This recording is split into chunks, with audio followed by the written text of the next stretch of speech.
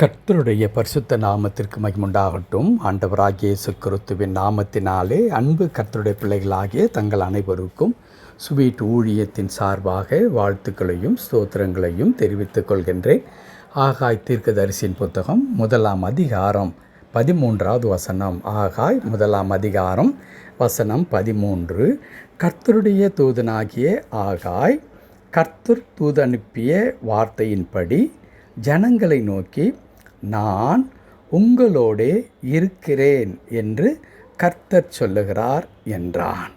நான் உங்களோடே இருக்கிறேன். அன்பு கடவுளுடைய பிள்ளைகளே, ஒரு மிக மகிழ்ச்சியான ஒரு செய்தி உங்களுக்கும் எனக்கும் என்னவென்றால், கர்த்தர் நம் கூட இருக்கிறார் என்ற ஒரு செய்தி. ஒருவேளை இது என்ன பெரிய வித்தியாசம்?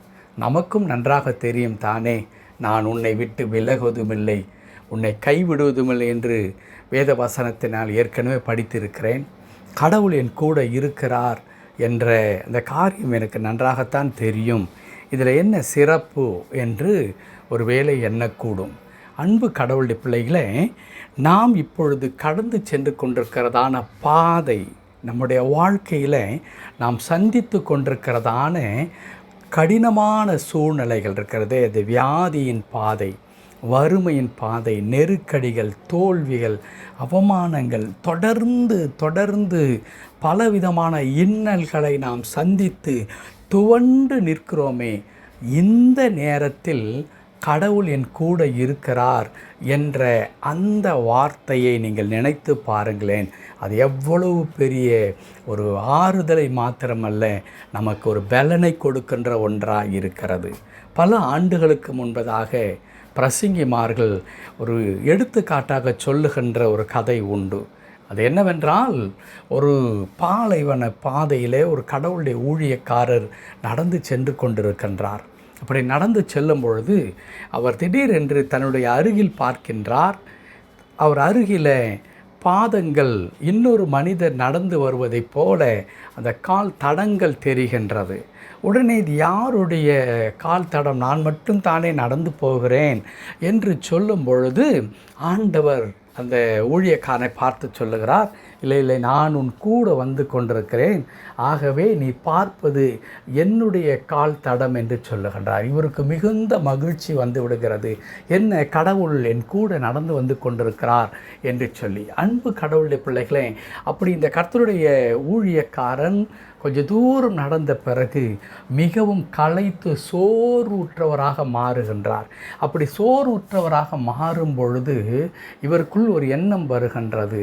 எனக்கு பலன் இருந்தது, உற்சாகத்தோடு கூட நான் நடந்து வந்து கொண்டிருந்தேன். அப்பொழுது கடவுள் என் கூட நடந்து வந்தாரே, இப்பொழுது கடவுள் என்ன செய்கிறார், என் கூட இருக்கிறாரா என்று பார்த்தால் ஒரு பெரிய அதிர்ச்சி. தன் பக்கத்தில் வந்து கொண்டிருந்த அந்த கால் தடத்தை காணவில்லை. உடனே அவர் சுக்குநூறாய் உள்ளம் உடைந்தவராக ஆண்டவரை பார்த்து கேட்கின்றார், ஆண்டவரே, எனக்கு பலன் இருந்தது, என்னால் எவ்வளவு தூரம் வேணுமெல்லாம் நடக்க முடியும் என்ற அந்த சக்தி எனக்குள் இருந்தது. அப்பொழுது நான் நடந்து போய் கொண்டிருக்கும் பொழுது நீர் என் அருகில் இருந்த அந்த கால் தடம் உம்முடையது என்றும் நான் உன் கூட வந்து கொண்டிருக்கிறேன் என்றும் சொன்னீர். ஆனால் இப்பொழுது நான் களைத்து நிற்கின்றேன். எனக்கு ஒரு இளைப்பாறுதல் அல்லது ஒரு உதவி வேண்டும் என்று நான் நினைக்கின்ற இந்த நேரத்தில் நீர் என் கூட இருக்கிறாய் என்று பார்க்கும் பொழுது உம்மை காணவில்லையே, என் பக்கத்தில் வந்து கொண்டிருந்த அந்த கால் சுவடுகளை காணவில்லையே என்று சொல்லி கேட்டாராம். அன்பு கடவுளுடைய பிள்ளைகளே, அதனால் தான் நான் துவக்கத்தில் சொன்னேன், பல நேரங்களில் ஒரு மீனிங்லெஸ் என்று சொல்லியோ அல்லது இதில் என்ன வித்தியாசம் இருக்கிறது, கடவுள் கூட தான் இருக்கின்றார், ஆனால் நான் இவ்வளோ கஷ்டப்பட்டு கொண்டு தான் இருக்கின்றேன் என்பதாக நாம் சிந்திக்க நேரிடுகிறது.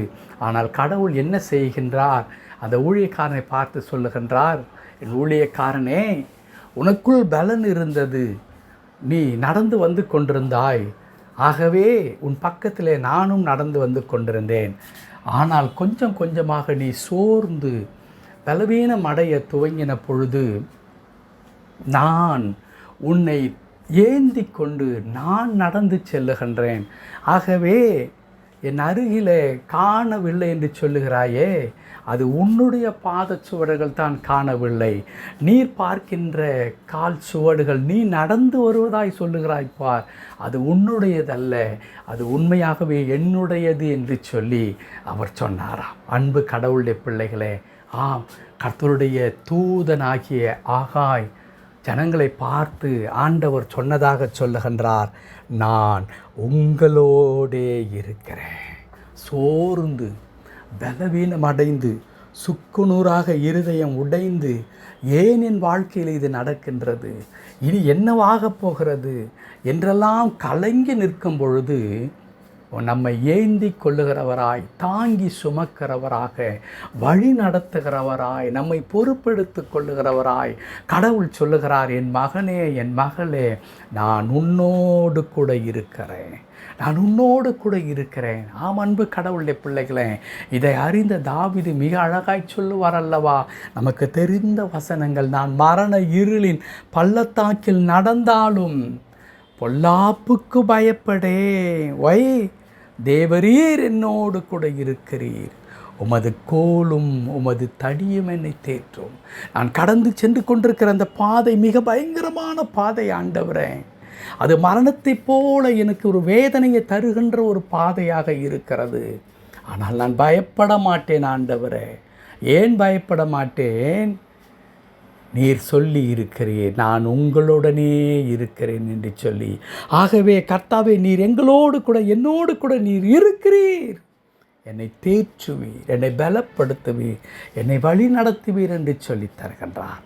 அன்பு கடவுளுடைய பிள்ளைகளே, இந்த காலை நேரத்தில் நீங்கள் போகின்ற பாதையை கடவுள் அறிந்திருக்கிறார். நீங்கள் சந்தித்து கொண்டிருக்கிறதான நெருக்கடியான இந்த சூழ்நிலைகளை கர்த்தர் பார்த்து கொண்டிருக்கின்றார். ஆகவே கடவுள் சொல்லி தருகிறார், நான் உங்களுடனே இருக்கிறேன். அப்படியானால் கடவுள் நம் கூட இருக்கும் பொழுது இந்த சூழ்நிலையை நாம் எளிதாக தாண்டி வந்து விடலாம். இயேசு எங்கெல்லாம் இருந்தாரோ அந்த இடத்திலெல்லாம் அற்புதங்கள் நடந்தது என்பது நமக்கு நன்றாக தெரியும்.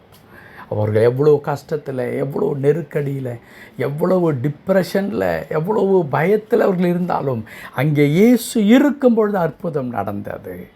அதே வண்ணமாக இன்றைக்கு கடவுள் சொல்லுகிறார், நான் உங்களுடனே இருக்கிறேன், பயப்படாதீர்கள். அன்பு கடவுளுடைய பிள்ளைகளே, ஆண்டவர் இந்த சூழ்நிலையை மாற்றுகிற கடவுளாய் உங்களை தம்முடைய பலம் நிறைந்த கரத்தில் ஏந்தி உங்களை சுமந்து கொண்டு செல்லுகிறார். அற்புதங்களை செய்வார். May God bless you all. Thank you very much.